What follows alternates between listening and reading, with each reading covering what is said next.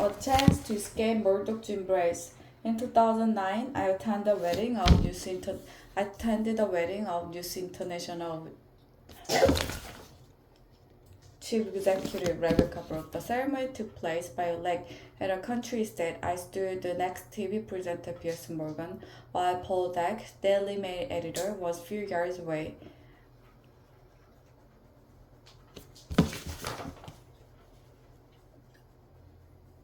Rupert Murdoch was closer to the action than David Cameron coming back up the slope. Gordon Brown, then Prime Minister, arrived late with all eyes turning to him as he walked down the lane. At the reception, I had a brief conversation with Mr. Cameron. I said I hoped he would not win the coming election, but that if we did, and if we wanted to act to improve political debating standard in the press, I would support him. The journal CB had known that the relationship between politics and the media was not serving the public, but that it was my first-hand experience of this developed culture of abuse and negativity that convinced me Britain's press and 24-hour news were making it more difficult for elected leaders to govern. It's got worse, hasn't it? He said. I replied that he would be a much stronger prime minister were he to take office, not feeling he owed anything to the big media groups. At that point, Mr. Murdoch joined us, and we changed the subject. Perhaps we should not have done so, but that we did, however, illustrated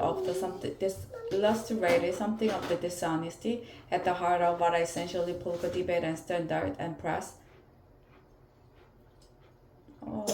Dishonesty at the heart of what are essentially political and commercial relationship. It is not easy to do what Ed Miliband, Labour leader, did last week, make himself an enemy of some of the media's most powerful forces. He was right that Labour got too close to the News International.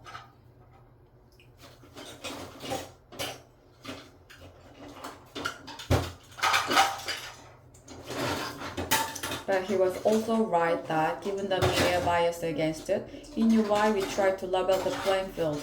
In my own defense, and as my diary shows, argued for some years with Tony Blair that we needed from the culture of our media. At one point, he ticked me off, asking that I not make my views so obvious in front of Mr. Murdoch, his son James, and Lexington, then Chief Executive of News International.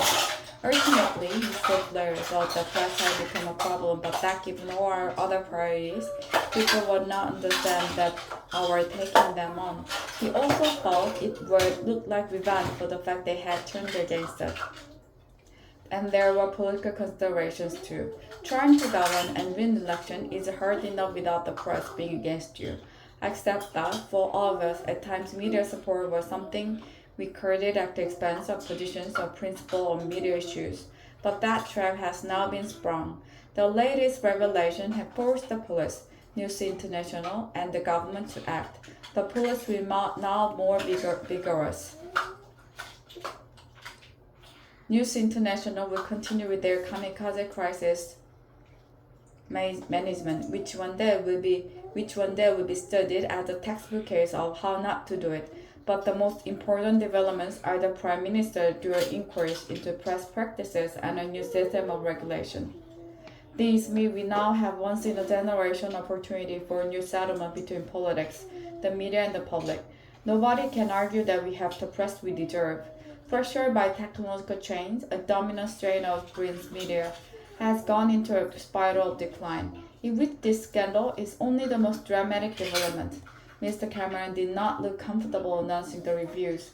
He has personal relationship at stake, and given he hired Andy Coulson as his communications director, his judgment is true. Already the backlash from part of the press has begun as they seek to maintain that anything but two slips of regulation is an assault on a free press.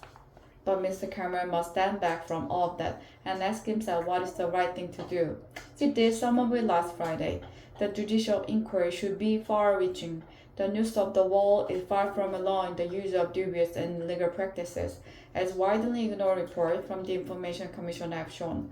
Part of British media reminds me of the trade union before Mrs. Thatcher. They feel untouchable. As I say of all, Labour could and should have done more to deal with the fear abyss. But just as the MP's expenses scandal emerged from the failure of Mrs. Thatcher's government to tackle MP salaries, so the system by which she showered honors on editors and owners, a practice to which she put an end with the rule that no serving editor could be honored, means she too has something to answer for. Whatever the past, it is Mr. Cameron who must lead the country to a better place.